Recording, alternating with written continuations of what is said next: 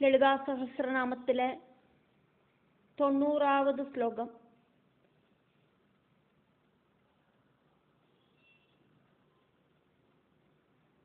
எட்டு நாமங்களாக்கும் இதுல இருக்கு.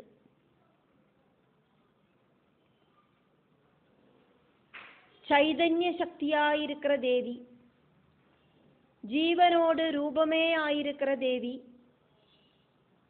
ஸ்திரமாயிட்டு இருக்கிறதுல எல்லாம் ஜடசக்தியாயிட்டு இருக்கிற தேவி,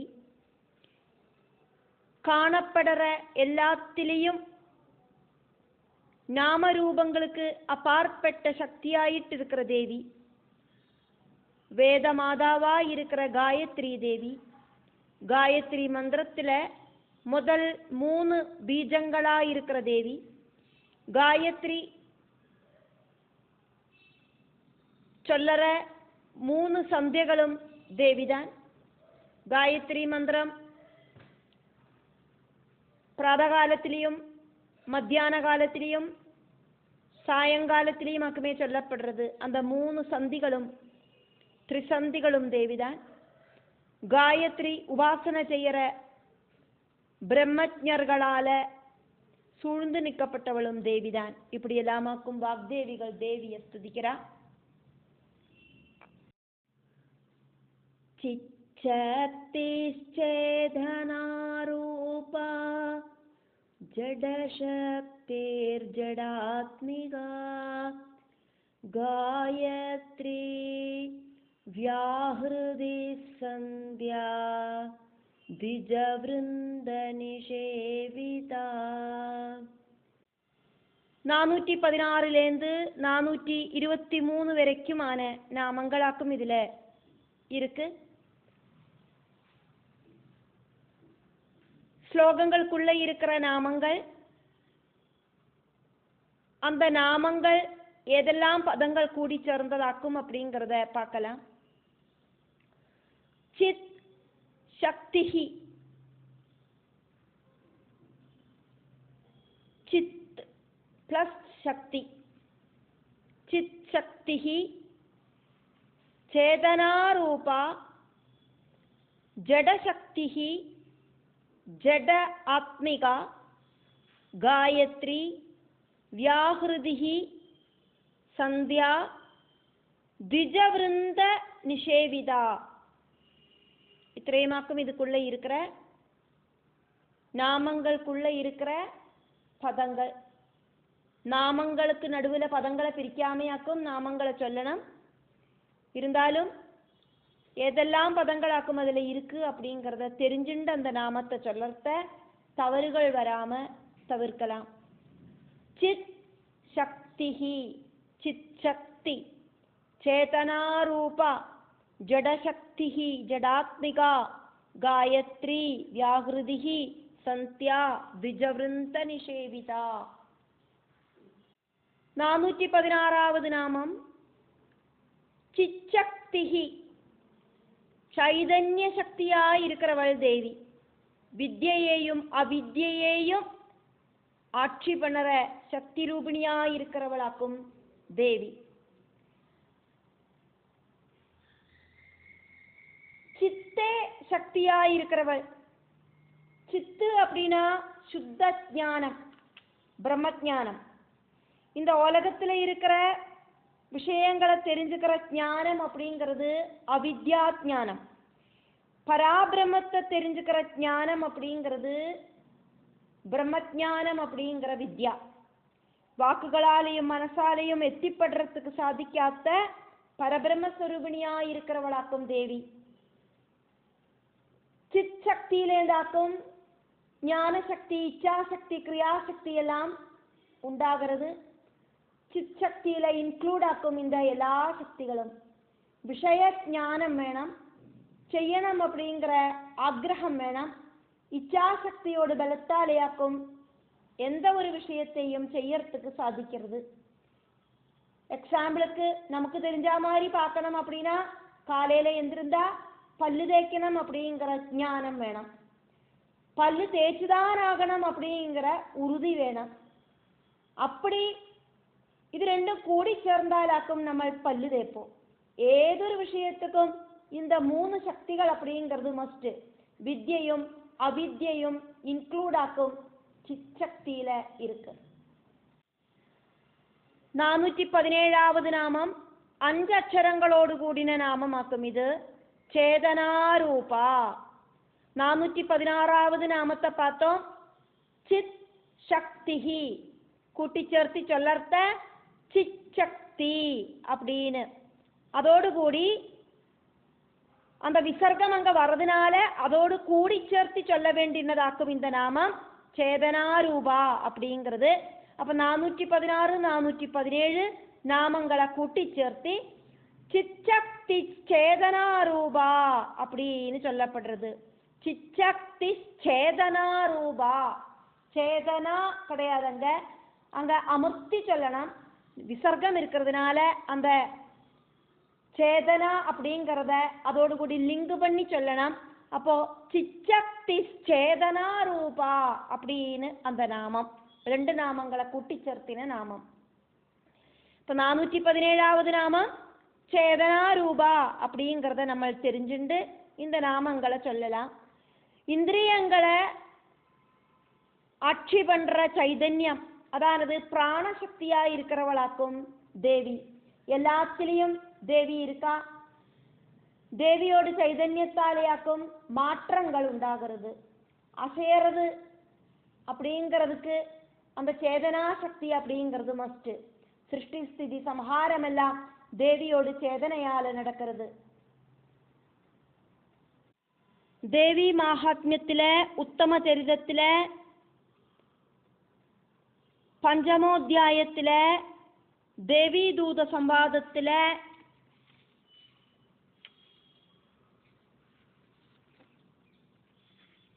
தேவர்கள் தேவியை ஸ்துதிக்கிறத நமக்கு பார்க்கறதுக்கு சாதிக்கும். யா தேவி சர்வபூதேஷு சேதனேத்யபிதீயதே நமஸ்தஸ்யை நமஸ்தஸ்யை நமஸ்தஸ்யை நமோ நம அப்படின்னு.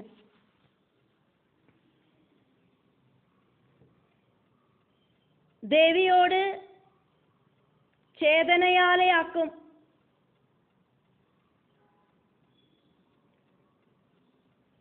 எல்லா உயிரினங்களும் அசையறது. 418வது நாமம் 4 அக்ஷரங்களோடு கூடின நாமமாக்கும். இது ஜடசக்திஹி. ஜடசக்தி அப்படின்னு சொன்னதுக்கு அப்புறம் அங்க ஒரு விசர்க்கம் இருக்கு. அதனால ஜடசக்திஹி அப்படின்னு இந்த நாமத்தை சொல்லுறோம். அசையாம இருக்கிற எல்லாத்திலையும் சக்தியாயிட்டு இருக்கிறவள், ஊர்ஜ சக்தி ஆயிட்டு இருக்கிறவளாக்கும் தேவி. சேதனா சக்தியோடு விபரீத பாவமாக்கும் ஜடசக்தி. பிரபஞ்சம் அப்படிங்கிறது ஜடமாக்கும். அந்த பிரபஞ்சத்துல இருக்கிற எல்லாத்திலையும் தேவி இருக்கா. எல்லாத்திலையும் சக்தி ரூபத்துல தேவி இருக்கா. தேவியாக்கும் சலனத்தை உண்டாக்குறா, ஊர்ஜ சக்தியாக்கும் தேவி, பிராணசக்தியாக்கும் தேவி. சிருஷ்டிக்கு தேவையான எல்லா எனர்ஜியும் தேவி கிட்டே இருந்தாக்கும் உண்டாகிறது. 419வது நாமம் ஜடாத்மிகா. ஜட ஆத்மிகா கூட்டி சேர்த்தாக்கும் நம்ம நாமத்தை பார்க்கணும். நடுவில் கட் பண்ணப்படாது. இருந்தாலும் அதுல இருக்கிற பதங்கள் என்னெல்லாம் ஆக்கும் அப்படிங்கிறதையாக்கும் பார்த்துட்டு போயிட்டு இருக்கோம். ஜடாத்மிகா, ஜடங்களோடு சொரூபமாயிட்டு இருக்கிறவள். உயிரில்லாம இருக்கிறது என்னெல்லாம் ஆக்குமோ அந்த சொரூபமும் தேவிதான். வித்யாக்கும் தேவி அவித்யாக்கும் தேவி அப்படின்னு சொல்லுற மாதிரி உயிர் இருக்கிறதும் உயிர் இல்லாததும் எல்லாமே தேவிதான். பிரபஞ்சத்தில அசையாத வஸ்துக்களோடு ஆத்மாவாயிட்டு இருக்கிறவள் தேவியாக்கும். சரீரமும் தேவிதான், சைதன்யமும் தேவிதான். பிரகிருதி ஸ்வரூபமாக்கும் தேவி. நம்மளோட சரீரத்தை பிரவர்த்திப்பிக்கிற சைதன்யமாக்கும் தேவி. சரீரத்துக்கு நாசம் உண்டு, அந்த சைதன்யத்துக்கு நாசம் இல்லை. சைதன்யம் இல்லாம ஆனா நம்மளோட சரீரம் அப்படிங்கிறது இல்லாம போயிடும், நசிக்கும். அபரா பிரகிருதி அப்படிங்கிறதாக்கும் பிரபஞ்சம். அதே மாதிரி பரா பிரகிருதி அப்படிங்கிறதாக்கும் சைதன்யம். 420வது நாமம் காயத்ரி. வேதமாதாவான காயத்ரி ரூபிணியாக்கும் தேவி. காயனம் ஜனனா ஸ்துதிக்கிறது, திராணனம் ஜனனா காப்பாத்துறது. லலிதாம்பிகைய ஸ்துதிக்கிறவாள திராணனம் பண்றவளாக்கும் தேவி. காயனம் செய்யறவாள திராணனம் பண்றா, ஸ்துதிக்கிறவாள ரட்சிக்கிறா. 24 அக்ஷரங்கள் இருக்கிற காயத்ரி சந்தஸா இருக்கிறவள் தேவியாக்கும். நம்ம இப்ப பார்த்துட்டு இருக்கிற லலிதா சகஸ்ரநாமம் அப்படிங்கிறது 32 அக்ஷரங்கள் இருக்கிற அனுஷ்டுப்பு சந்தஸாக்கும். அதே மாதிரி 24 அக்ஷரங்கள் இருக்கிற காயத்ரி சந்தஸாயிட்டு இருக்கிறவள் தேவியாக்கும்.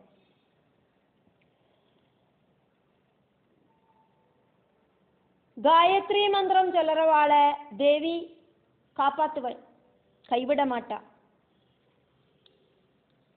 தேவி பாகவதத்துல 12 ஸ்கந்தத்துல காயத்ரி தேவியையும் காயத்ரி கவசத்தையும் காயத்ரி ஹிருதயத்தையும் காயத்ரி ஸ்தோத்திரத்தையும் காயத்ரி சஹஸ்ரநாமத்தையும் நன்னா டீட்டெயில் ஆயிட்டு சொல்லப்பட்டிருக்கு. ஸ்ரீநாராயண முனி நாரத மகர்ஷிக்கு காயத்ரி தேவியோட மகாத்மியத்தை உபதேசிச்சு கொடுக்கிறார். காயத்ரி சகஸ்ரநாமத்தோடு கடைசியில காயத்ரி தேவியோட சொரூப வர்ணனை சொல்லப்பட்டிருக்கு.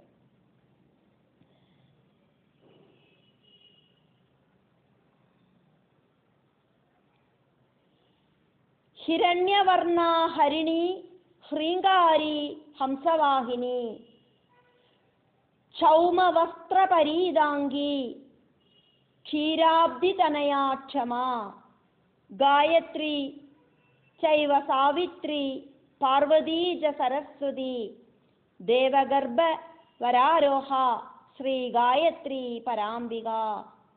காயத்ரி சகஸ்ரநாமத்திலேயாக்கும் இந்த ஸ்லோகம். சொர்ண வர்ணத்தோடு கூடி இருக்கிற தேவி, அழகாயிருக்கிற தேவி, பெண்மான மாதிரி அட்ராக்ஷன் இருக்கிற தேவி, ஸ்ரீங்காரத்தோடு கூடின தேவி, ஹம்சத்தை வாகனமாக்கின்னு இருக்கிற தேவி, பட்டு வஸ்திரங்களால சரீர அவயவங்களை மறைச்சு வச்சிருக்கிற தேவி, பால்கடலிலேந்து உத்பவிச்ச தேவி, க்ஷமாஸ்வரூபிணியாயிருக்கிற தேவி, பூமாதேவியாயிருக்கிற தேவி, இப்படியெல்லாம் இருக்கிற தேவி காயத்ரி மந்திரம் சொல்லறவாள காப்பாத்தரா. சவிதாவோடு, அதானது சூரியனோடு புத்திரி, அதானது பிரஜாபதியோடு புத்திரியும் பர்வத புத்திரியுமான பார்வதியும் சரஸ்வதி தேவியும் வேதங்களை கர்ப்பபாத்திரத்துல தரிச்சவளும் அழகாயிருக்கிறவளும் சிரேஷ்டையுமான ஸ்ரீ காயத்ரியா இருக்கிற சிரேஷ்டையான அம்பிகைய நான் இதா வணங்குறேன். அப்படி இருக்கிற அதிசிரஷ்டையான காயத்ரி தேவிய வாக்தேவிகள் காயத்ரி அப்படின்னு ஸ்துதிக்கிறா, காயத்ரி அப்படின்னு நீட்டி கூப்பிடுறா. 421வது நாமம் 3 அக்ஷரங்களோடு கூடின நாமமாக்கும். இது வியாஹிருதி. வியாஹிருதி அதுக்கப்புறமா ஒரு விசர்க்கம் இருக்கு, அதனால இந்த நாமத்தை நீட்டக்கூடாது, தீர்க்கஸ்வரமாயிட்டு சொல்லக்கூடாது. வியாஹிருதி காயத்ரி மந்திரத்தோடு முதல்ல உச்சரிக்கப்படுற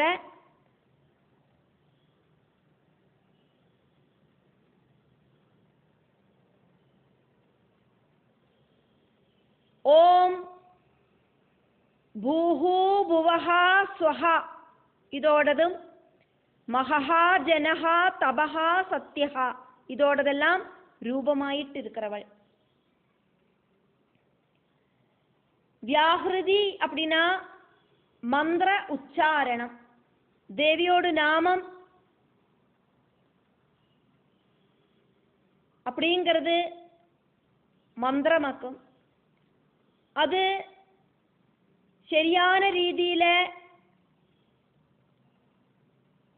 ഉച്ചാരണം ചെഞ്ചാനാക്കാം.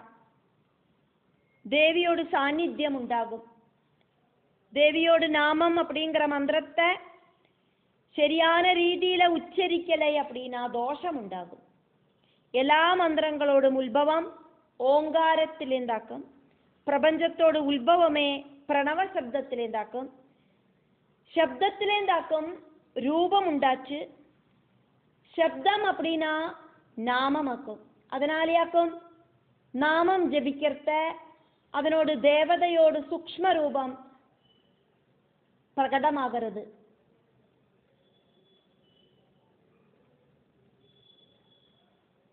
மந்திர அச்சரங்களில சக்தி அடங்கி இருக்கு.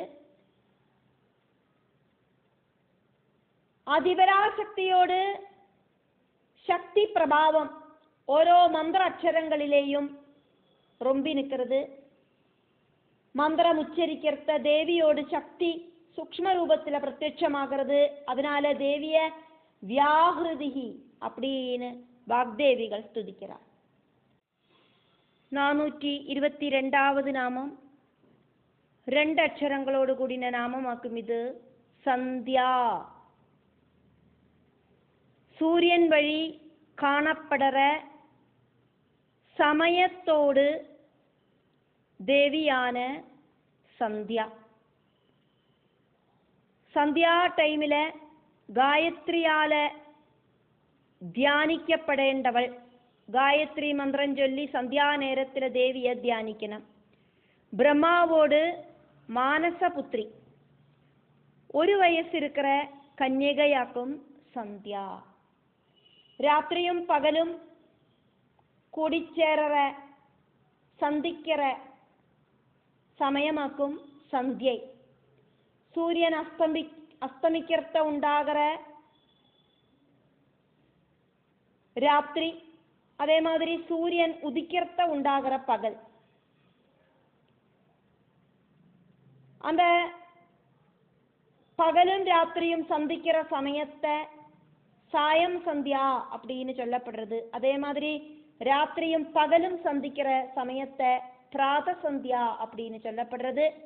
மத்தியான டைமில் இருக்கிற சமயம் மத்தியான சந்தியா அப்படின்னு சொல்லப்படுறது. சந்தியா நேரத்தில் தேவியோட சாநித்தியம் ஜாஸ்தியாக பிரகடமாகிறது. சூரிய ரஷ்மிகளோடு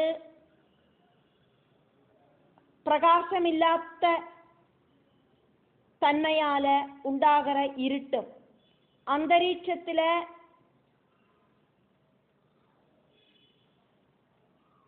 പ്രതികൂലமான அந்த ஒரு சாஹச்சரியம்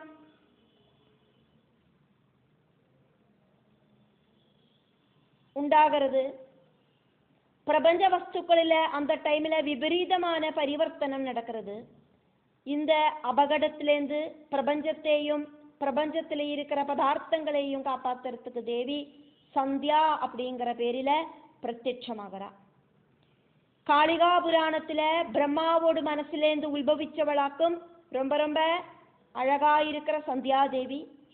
கைலாச பர்வதத்தில் சாயம் சந்தியில் சிவன் சந்தோஷத்தோடு கூடிட்டு நடனம் ஆடுறத தேவி லாஸ்ய நிறுத்தம் பண்ணி இந்த உலகத்துக்கு மங்களத்தை கொடுக்குறா. சந்தியா நேரத்தில் காயத்ரி மந்திரம் சொல்லி தேவியை ஸ்துதிச்சானா தேவி எல்லாவித மங்களங்களையும் தருவள். சந்தியா நேரத்தில் நாமஜபம் அல்லாதக்கு வேற எந்த ஒரு கர்மங்களும் செய்யக்கூடாது அப்படின்னாக்கும் பூர்வீகர்கள் நம்மளை சொல்லி நேர்வழிக்கு நடத்தினது. சந்தியா சர்வத்திர வர்ஜயேத் அப்படின்னாக்கும் சொல்லப்படுறது. சந்தியா நேரத்தில் நாமஜபம் அல்லாதக்கு മറ്റെല്ലാ കർമ്മങ്ങളും ഉപേക്ഷിക്കണം. 423ാമത് നാമം ദ്വിജവൃന്ദ നിഷേവിത. ഗായത്രി ഉപാസകர்களால അതായത് ബ്രഹ്മജ്ഞர்களால സേവിക്കപ്പെടുறவளாக்கும் ലളിതാംബിகை.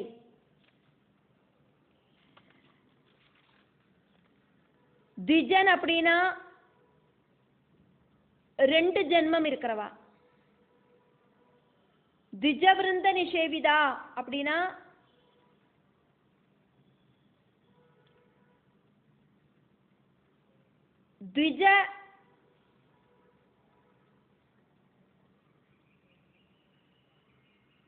ദ്വിജர்களால ആരാധിക്കപ്പെടുறവൾ. ജന്മനാ ജായതേ ശൂദ്രഹ, എല്ലാരും ശൂദ്രர்களாയിട്ടാക്കും ജനിക്കുന്നത്. സംസ്കാരാത് ദ്വിജ ഉച്യതേ. ജാതകകർമ്മം, നാമകരണം, നിഷ്ക്രമണം, അന്നപ്രാശം, ചൂടാകരണം, കർണവേദം, വിദ്യാരംഭം, ഉപനയനം இப்படின்னு ஷோடச സംസ്കാരത്തിലെ ക്രിയകൾക്കപ്പുറമാക്കും ദ്വിജനായിട്ട് മാറരുത്. அதுக்கப்புறம் வேதபாடேது பவேது விப்ரஹ, வேத പഠനத்துக்கு அப்புறமாக்கும் விப்ரனாகிறது. அதுக்கப்புறம் பிரம்மஜானேன பிராமணஹ, பிரம்மஜானம் கிடைக்கிறதோடு கூடிட்டு பிராமணனாயிட்டு தீரறது. சஜ்ஜனங்கள் தேவியை ஆராதிக்கிறதுனால தேவியை ദ്വിജവൃന്ദ നിഷേവിത அப்படின்னு வாக்தேவிகள் ஸ்துதிக்கிறா. മനസ്സേയും ശരീരത്തെയും ബുദ്ധിയെയും നന്നാ தூய்மைப்படுத்துற സംസ്കാര ക്രിയകളാക്കും ஷோடச സംസ്കാരം. ஜென்மத்தால மட்டும் பிரம்மஜானி ஆக முடியாது, பிராமணன் ஆக முடியாது. கர்ப்ப அவஸ்தையில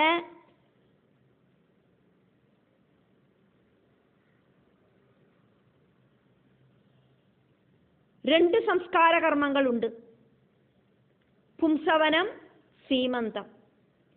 அதுக்கப்புறமா ஜனிச்சதுக்கு அப்புறம் ஜாதக கர்மம் முதல்க்கு உபநயனம் வரைக்கும் இருக்கிற சம்ஸ்கார கர்மம். அதை செஞ்சவாளுக்கு திஜ பதவி கொடுத்து அந்த ஒரு சிரேஷ்டதையை கொடுக்கப்படுறது. தேவியை ஆராதிக்கிறவா சரீரசுத்தியும் மனசுத்தியும் இருக்கிறவாளாயிட்டு அந்த தேவியை ஆராதிக்கணும். அப்படி திஜ விருந்த சேவிதா, திஜ விருந்த நிஷேவிதா அப்படின்னு வாக்தேவிகளால தேவியை ஸ்துதிக்கப்படுறது.